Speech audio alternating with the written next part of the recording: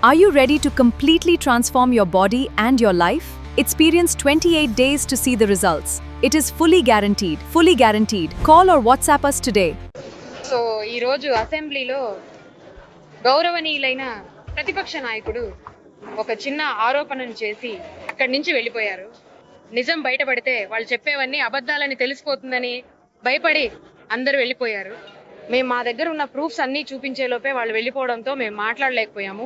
ఈరోజు నేను చెప్తున్నాను, ఆంధ్రాకి వెళ్ళిపోయింది, పక్క రాష్ట్రానికి వెళ్ళిపోయింది అంటూ ఇలా చాలా రకాల విషయాలు వాళ్ళు చెప్తున్నారు. ఆ కంపెనీల లిస్టు, దానికి గల కారణాలు ఏంటో కూడా నేను ఇప్పుడు చెప్తాను. అంతకంటే ముందు గత 5 ఏళ్లలో వాళ్ళ మీద నేను ఒక చిన్న ఆరోపణ చేస్తున్నాను. వాళ్ళు పక్క రాష్ట్రాలకి వదులుకున్న ప్రాజెక్టులు ఎన్నో మీకు తెలుసా? 25 ఇన్వెస్ట్మెంట్స్. ఆ 25 ఇన్వెస్ట్మెంట్స్ వాల్యూ ఎంతో మీకు తెలుసా? 3.3 లక్షల కోట్లు. 3.3 లక్షల కోట్లు. దానివల్ల ఎన్ని ఉద్యోగాలని మన తమిళనాడు యువత ఎంతమంది కోల్పోయారో మీకు తెలుసా? 2,03,000 ఉద్యోగాలను వాళ్ళు కోల్పోయారు. మొత్తం 22 నుంచి 25 ఇన్వెస్ట్మెంట్స్, 25 ప్రాజెక్ట్స్ పోగొట్టుకున్నారు. ఇది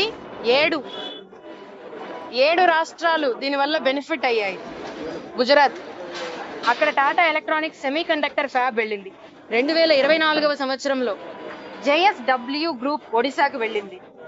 ఈవీ బ్యాటరీ మెల్టింగ్ 2024లో అక్కడికి వెళ్ళాయి. గుజరాత్ సుజుకి మోటార్ ఆటోమొబైల్ 2024వ సంవత్సరంలో వెళ్ళింది. మళ్ళీ గుజరాత్కే మైక్రాన్ టెక్నాలజీ ATMP అక్కడికే వెళ్ళింది. మహారాష్ట్ర టయోటా మోటార్ 2024వ సంవత్సరంలో వెళ్ళింది.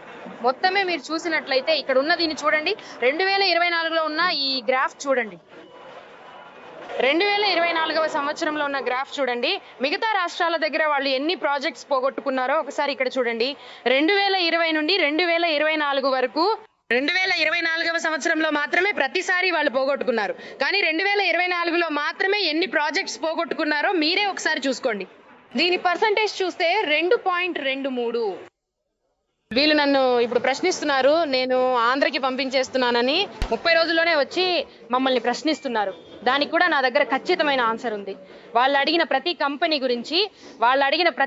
గురించి నేను వివరంగా చెప్తాను. అపోలో టైర్స్ గురించి వాళ్ళు చెప్పారు. ఇది అసలు ఎవరు చెప్పారో మీకు తెలుసా? శ్రీ రఘునాథన్ గారు సన్ న్యూస్ లో మాట్లాడిన ఒక వీడియోని నేను స్వయంగా చూశాను. అపోలో టైర్స్ వెళ్ళిపోయిందని ఆయనే చెప్పారు. అపోలో టైర్స్ సంస్థ ప్రస్తుతం ఇండియాలో 2 కొత్త ప్రాజెక్టులను ఏర్పాటు చేయడానికి ప్లాన్ చేస్తోంది. అందులో ఒక ప్రాజెక్ట్ ఆంధ్రప్రదేశ్లోని శ్రీ సిటీకి చాలా దగ్గరలో ఉంది. వారి స్థలంలోనే దీనిని ప్రకటించారు. ఈ ప్రాజెక్ట్ గురించి మాకు ఆల్రెడీ ఫిబ్రవరి 26వ తేదీల నాడే ఇన్ఫర్మేషన్ ఇచ్చారు. ఇది ఒక కొత్త ప్రాజెక్ట్ ఏమీ కాదు, రెండో ప్రాజెక్టు కోసం, అంటే ఒక green field ultra mega project కోసం తమిళనాడు ప్రభుత్వంతో సంప్రదింపుల తర్వాత అపోలో టైర్స్ సంస్థ దక్షిణ తమిళనాడులో భూసేకరణ పనులు స్టార్ట్ చేసింది. ఆంధ్రప్రదేశ్ లో అనౌన్స్ చేసిన ఇన్వెస్ట్మెంట్ అనేది ఒక సెపరేట్ ప్రాజెక్ట్ అని, దీనివల్ల తమిళనాడు గవర్నమెంట్ తో జరుగుతున్న గ్రీన్ ఫీల్డ్ ప్రాజెక్ట్ డిస్కషన్స్ కి ఎలాంటి ఎఫెక్ట్ ఉండదని ఆ కంపెనీ స్పష్టంగా కన్ఫర్మ్ చేసింది. ఇక రెండోది royal Enfield.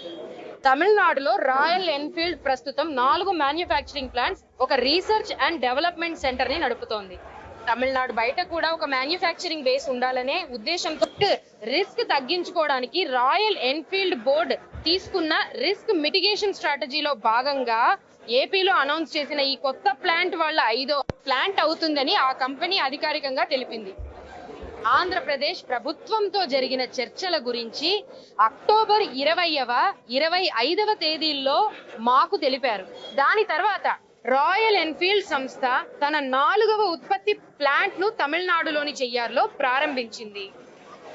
Adani green energy limited global investors meet 2024లో సంతకం చేసిన హైడ్రో స్టోరేజ్ ప్రాజెక్ట్ కోసం అదాని గ్రీన్ ఎనర్జీ పెట్టిన పెట్టుబడి తమిళనాడులోనే కొనసాగుతోంది. అంతేకాకుండా దాన్ని అమలు చేయడానికి చర్యలు తీసుకుంటున్నారు.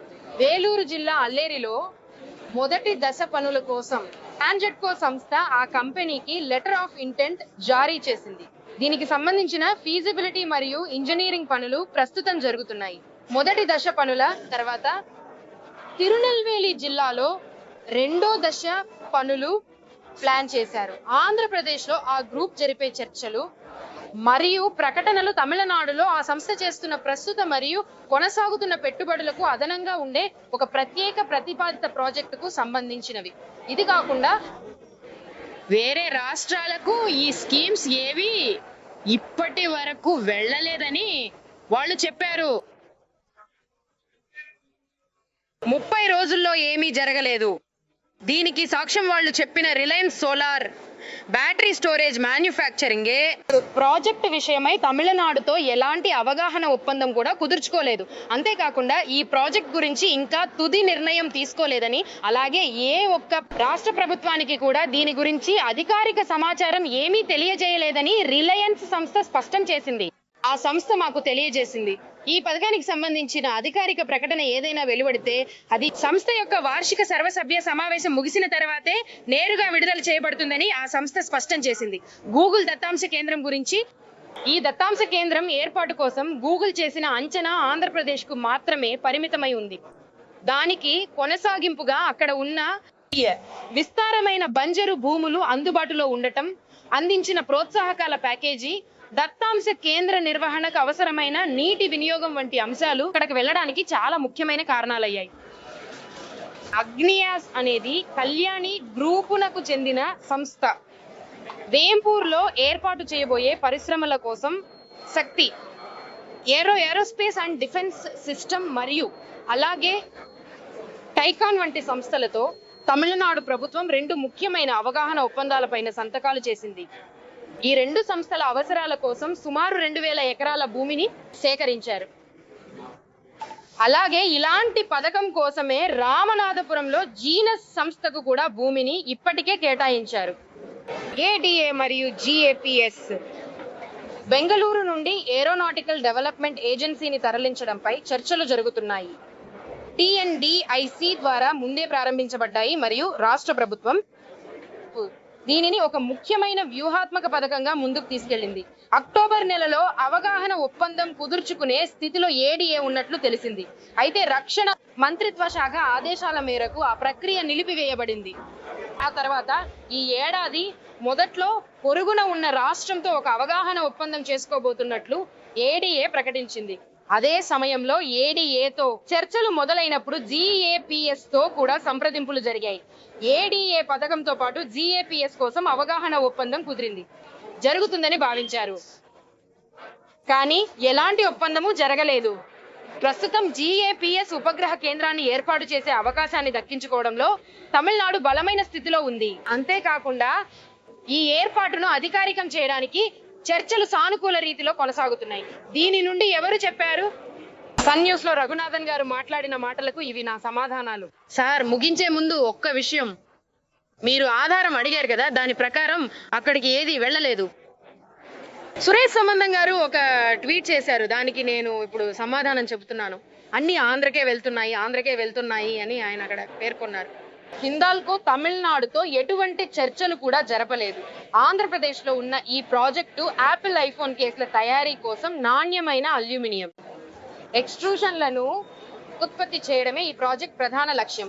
ఆంధ్రప్రదేశ్ ప్రభుత్వం ఈ ప్రాజెక్ట్ ను తన ఎలక్ట్రానిక్ కాంపోనెంట్స్ మ్యానుఫ్యాక్చరింగ్ పాలసీ కిందకు తీసుకువచ్చింది. 2020-21 సంవత్సరంలోనే హైడ్రో నుండి 1929 నుండి కైవసం చేసుకున్న ఒక అల్యూమినియం ఎక్స్ట్రూషన్ ప్లాంట్ ను కుప్పం ప్రాంతంలో హిండాల్కో కంపెనీ ప్రస్తుతం నడుపుతోంది. ఈ ప్లాంట్ లో ఇప్పటికే ఎక్స్ట్రూషన్ సర్ఫేస్, పాలిషింగ్ మరియు ఫ్యాబ్రికేషన్ ఫెసిలిటీస్ కూడా అందుబాటులో ఉన్నాయి. అందుకే కొత్తగా ప్లాంట్ పెట్టడం కంటే ఎక్స్పాన్షన్ చేయడం చాలా ఈజీగా, ఫాస్ట్ గా ఉంటుంది. ఇది ఆంధ్రప్రదేశ్ లో ఇప్పటికే ఉన్న ప్లాంట్ యొక్క ఎక్స్పాన్షన్ మాత్రమే అవుతుంది. సరే, మొత్తానికి ఒక్కో పార్టీకి మీకు అంతగా సమస్య లేదు. ఇప్పుడు ప్రశ్న ఏంటంటే, మీరు మీటింగ్ అడిగిన 40 రోజుల్లో తమిళనాడుకు రావాల్సింది రాలేదన్నదే అనేదే నా పాయింట్. దానికి సంబంధించిన ఆధారాలే నేను ఇప్పుడు మీ అందరికీ చెప్తున్నాను. అపోజిషన్ లీడర్ ఇండస్ట్రీస్ గురించి మాట్లాడేటప్పుడు టైం మధ్యాహ్నం 2:27. అప్పుడు మీరు ఫ్లోర్ లోనే ఉన్నారు కదా, మరి అప్పుడే దానికి సమాధానం చెప్పొచ్చు కదా. ఆయనే వెళ్ళిపోయారు కదా, మీరు ఎక్కడ చూశారు? ఆయన వెళ్ళిపోయారు, అందరూ కూడా వెళ్ళిపోయారు కదా.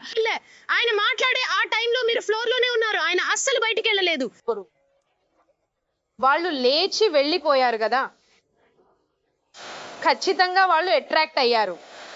ఇప్పుడు నేను నిన్ను అడుగుతున్నాను, గత 80 రోజుల్లో క్రితం ఉన్న ఇండస్ట్రీస్ మినిస్టర్ వచ్చి పెట్టుబడులని తీసుకొచ్చారు. ఈ రోజు మేము కేవలం 30 రోజుల్లోనే వేరే రాష్ట్రానికి వెళ్ళి వేరే దేశానికి కూడా వెళ్ళి వాళ్ళ ఇంటికి వెళ్ళి మరీ వాళ్ళని ఒప్పించి తీసుకొచ్చాం, ఇన్వెస్ట్మెంట్స్ ని తీసుకొచ్చాం.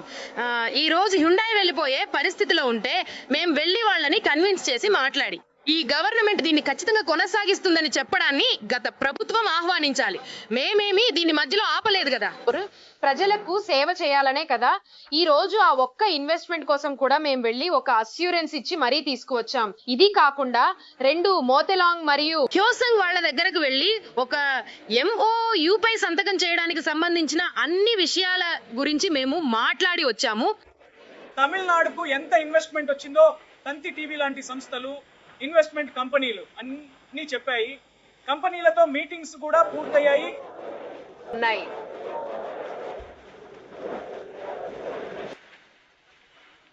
కావాలంటే ఇదంతా మీకు ఒక PPT రూపంలో ఇస్తాను, మీరు దాన్ని ప్రాజెక్ట్ చేయండి, ప్రెస్ రిలీజ్ కూడా ఇస్తాను. అంతా చాలా డీటెయిల్డ్ గా ఉంది. ఎందుకు ఒక్కో కంపెనీ ఎందుకు వెళ్ళిపోయిందో వివరంగా ఉంది. మేడం, మీరెందుకు అంత సీరియస్ గా ఉన్నారు? పరందూరు ఎయిర్పోర్ట్ ను తీసుకువస్తారా? ఎందుకంటే మొన్న కూడా ల్యాండ్ అక్విజిషన్ కోసం నోటిఫికేషన్ వచ్చింది. అది చాలా పెద్ద ప్రాజెక్ట్. తమిళనాడుకి గ్రీన్ ఎయిర్పోర్ట్ వస్తుందా రాదా అనే విషయం మీద చర్చ జరిగింది కదా. ఆల్రెడీ మా వైపు నుండి మీకు దీని గురించి ఒక స్టేట్మెంట్ ఇచ్చేశారు. అదే మా స్టాండ్. ఆ స్టాండ్ కే మేము ఎప్పుడూ కట్టుబడి ఉండబోతున్నాం. అంటే కంటిన్యూస్ గా తమిళనాడు గవర్నమెంట్ ఇండస్ట్రియల్ ప్రాక్టీసెస్ అన్ని, ఆ వర్కింగ్ స్టైల్ అంతా, డిఎంకే హయాం నుండి ఉన్న ఆ పద్ధతులు, ఆ విధానాలు అన్ని కూడా ఇన్వెస్ట్మెంట్స్ అన్ని కంటిన్యూస్ గా వెళ్ళిపోతున్నాయా? లేదు, మా టైంలో అస్సలు వెళ్ళలేదు. నేను చెప్తున్నాను కదా, మా హయాంలో అస్సలు వెళ్ళలేదు. వాళ్ళ టైంలో వెళ్ళిన వాటిని మా మీద ఆ నింద నెట్టేయడం నేను అస్సలు ఒప్పుకోలేను.